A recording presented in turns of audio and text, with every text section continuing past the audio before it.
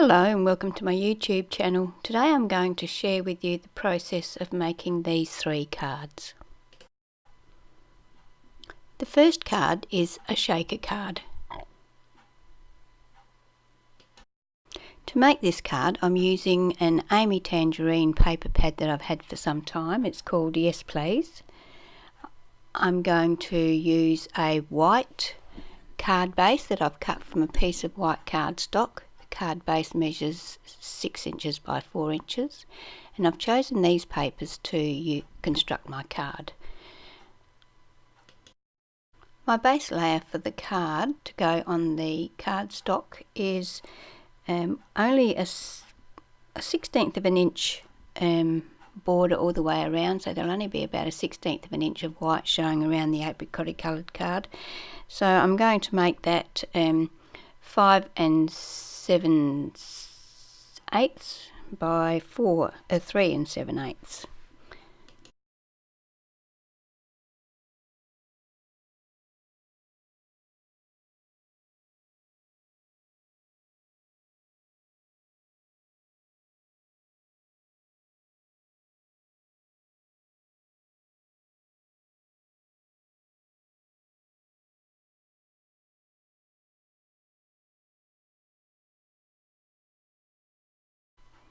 I want to show a reasonable amount of the apricot coloured paper around the next layer, so I'm cutting the floral paper so that it's 4 3/4 inches by 3 1/4 inches. And this is the piece that I'm going to cut my heart out of to make my shaker feature.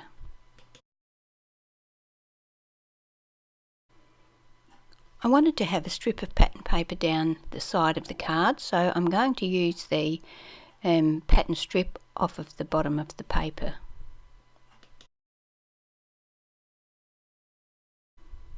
It was about here that I decided that I'd wanted to mat the pattern papers on white cardstock, so I cut some cardstock that was fractionally bigger than the pattern paper, so I'm only talking about like a 1/16 of an inch on each side.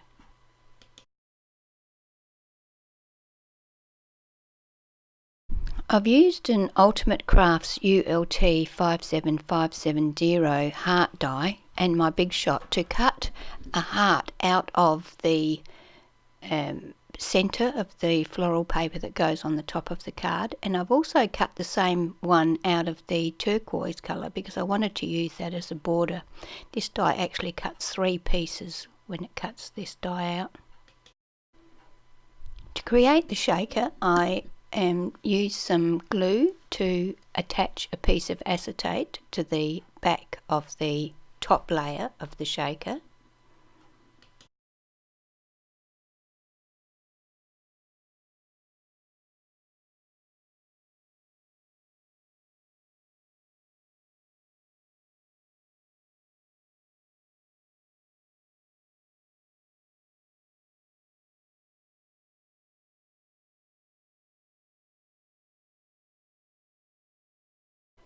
And then I use my fine line applicator with glue in it to attach the turquoise heart on top of that acetate piece so that it's got some decoration. Having to be careful to try and avoid getting too much glue on here so that it doesn't smudge out onto the acetate.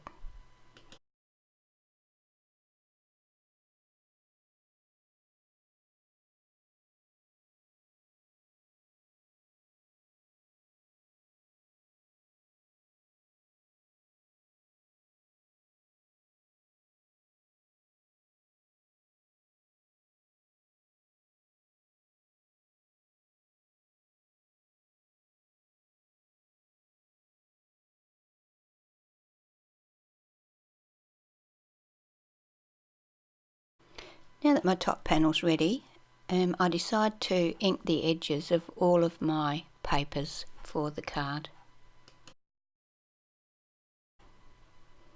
Next step is to apply some foam tape. So I put some foam tape all around the edge of the heart shape. I like to use glue as well as the stick from the foam tape because I want to make sure that nothing's going to escape from this shaker, because I'm going to use very fine glitter. Now that my foam tape is in place, I peel the backing off and then I add the glitter to the shaker compartment. Once that is in place, I add the back piece of white card, which I've cut to be slightly bigger than the pattern paper, so I've got a white border all around it.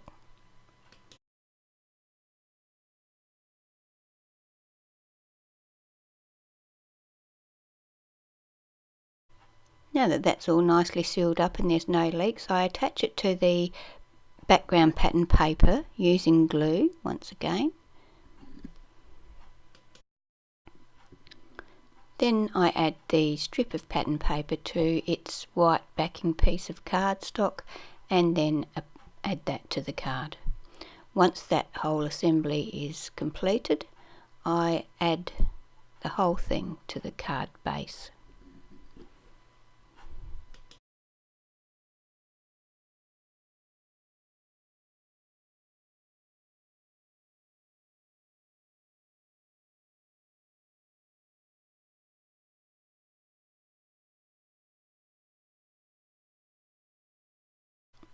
For my greeting, I use a Hero Arts Happy Birthday wooden mounted stamp and Stays on ink, and stamp that onto a piece of white cardstock. I then trim that down and attach it to my card using foam tape. That completes my shaker card.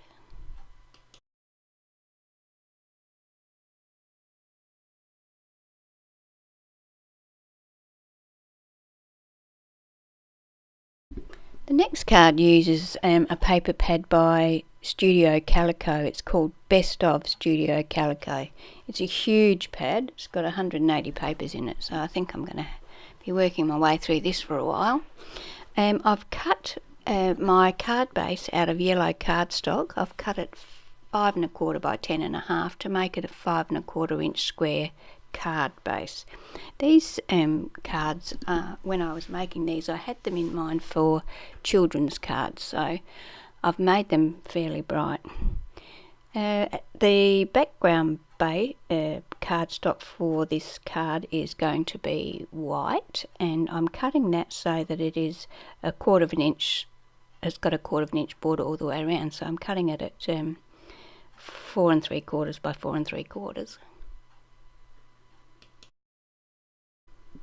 I've taken the piece of white cardstock to my Big Shot and used this Cuttlebug embossing folder to emboss dots all over the background so that the card's got a bit of added interest.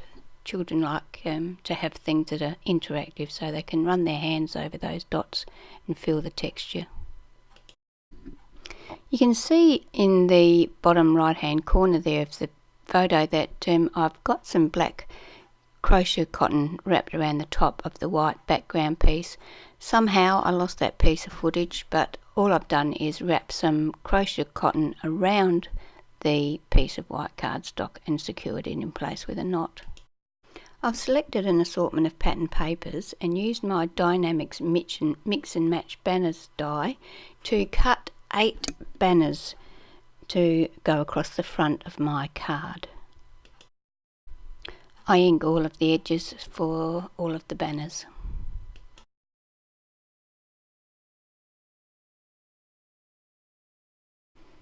I've decided on the placement of my banners, so now I'm going to use some glue to attach the bottom layer, and the top layer I'm going to attach using foam tapes so that they give a bit of dimension and cast a bit of a shadow. I then use the glue to attach the panel to the card base. The card's looking a little bit plain to me, so I get my permanent marker out and do a faux stitching border around all of the items on my card, including the card base itself. So the banners, the base and the yellow section all get borders.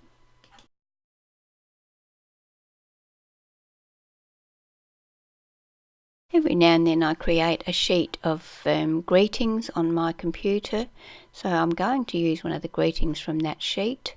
I do the greetings in different fonts and different sizes so that I've got a selection when I'm ready to use them. I cut a piece of yellow cardstock to map my greeting on so that it's just a tiny bit bigger in all directions than the actual greeting itself. This will help it stand out from the white background.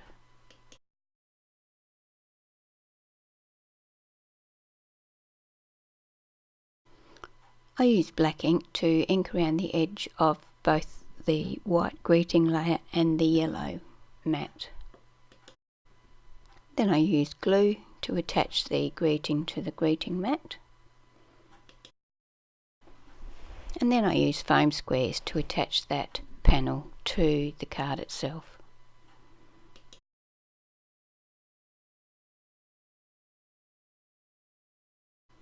I also draw the faux stitching onto the panel so that it blends in with the rest of the card.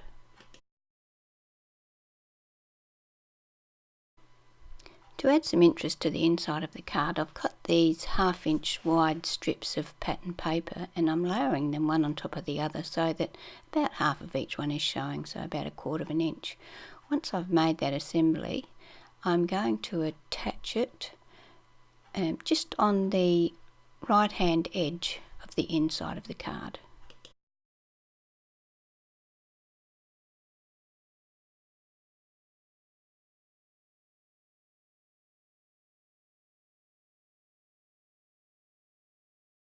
I added one of these gems to each of the banners to add a bit of bling.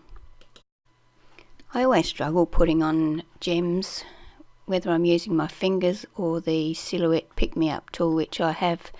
Doesn't seem to make too much difference, it always works out a bit fiddly.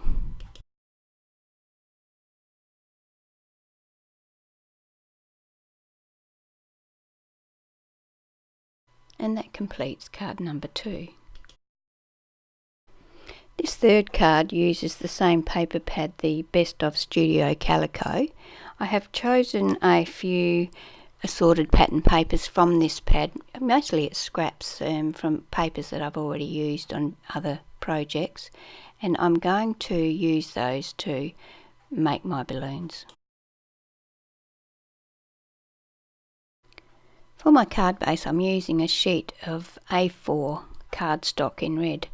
I'm cutting the base of the card to 10.5 by 5.25, and I'm scoring that at 5.25 and then at 2 5/8.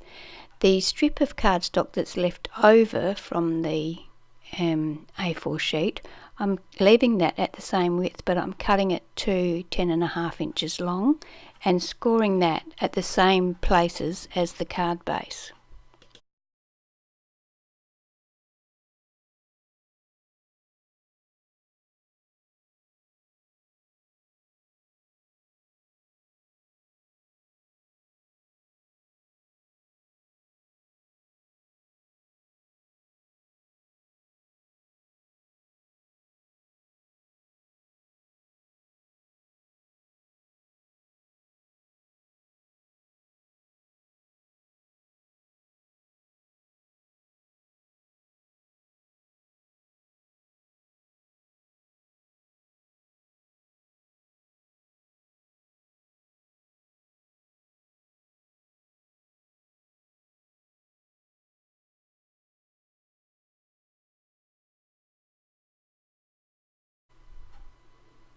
Once I've got my crease lines, I fold my card in half to make a normal card, and then the front I fold back on itself to make a mountain fold. So I've got a mountain fold, a valley fold.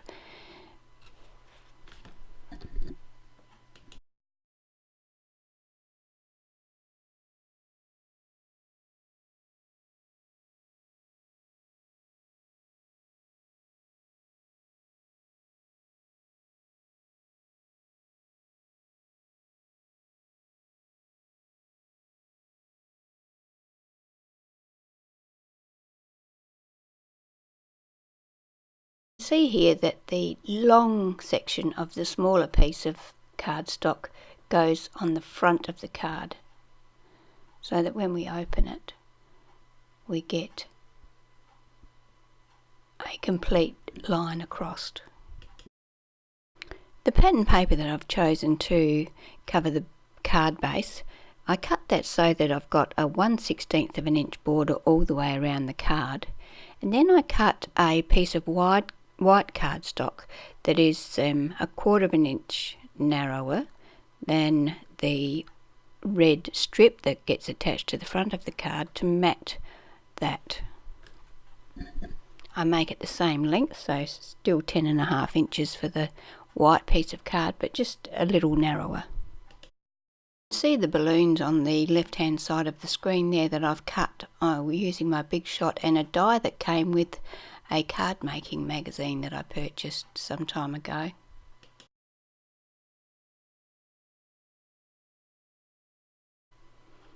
I fold the pattern paper and the white cardstock to the same measurements as the card base, and I ink the edges of them all.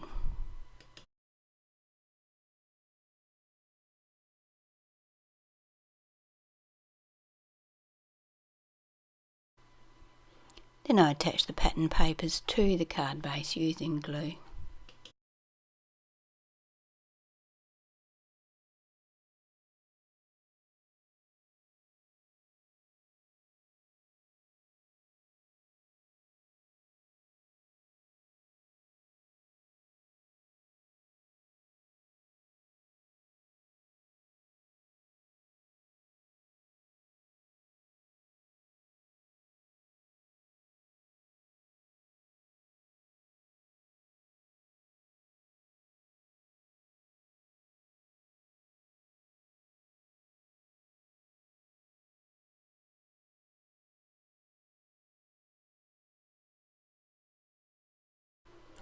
I ink around the edge of all of the balloons and then use my hot glue gun to attach some black crochet cotton to each of the balloons so that they all have a string.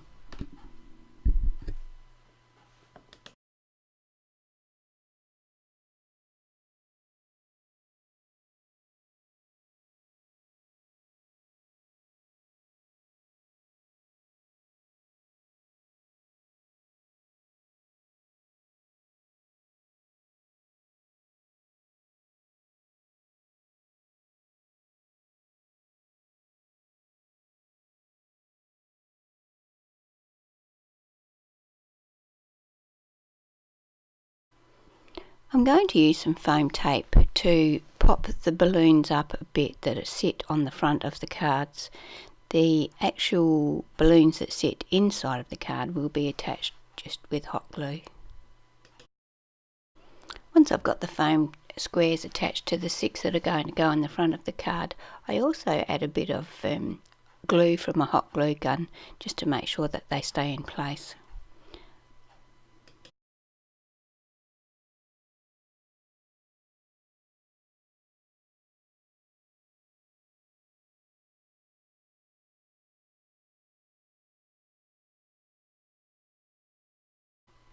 Now that all my balloons are in place, it's time to actually attach the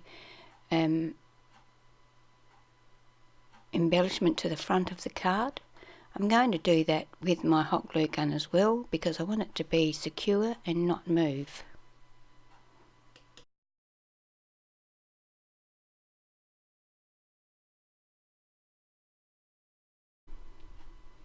I'm attaching it so it's about 1/2 inch down from the top of the card. I'm hoping that that will leave me enough room for my greeting at the bottom.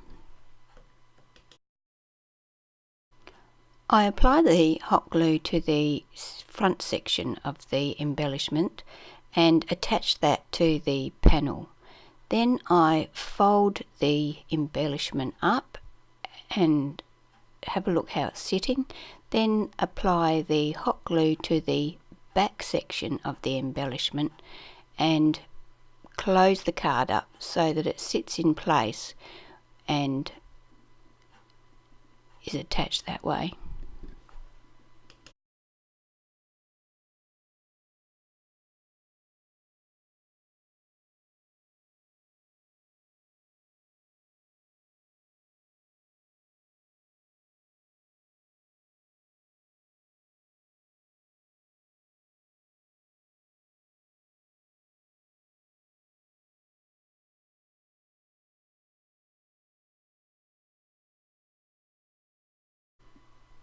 I've used this No Name Happy Birthday die to cut the greeting 3 times in white cardstock and 1 in red cardstock. I'm going to use my glue and attach the greetings on top of each other, so I'm getting a nice thick solid greeting that's going to support its own weight.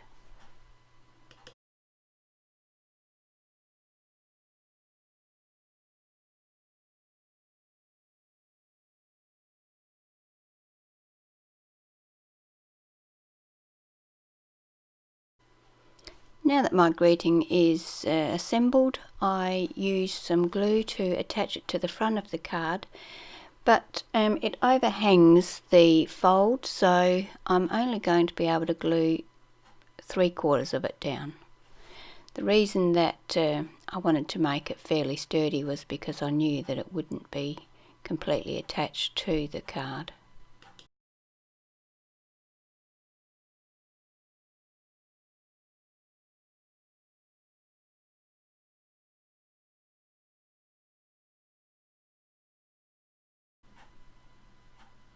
I need to decide what I'm going to do about the strings hanging off of the balloons, whether to leave them this length or whether to trim them up. They are annoying me, flapping all over the place like this, so I decide that I'm going to trim them. I trim them so that they're level with the bottom of the panel.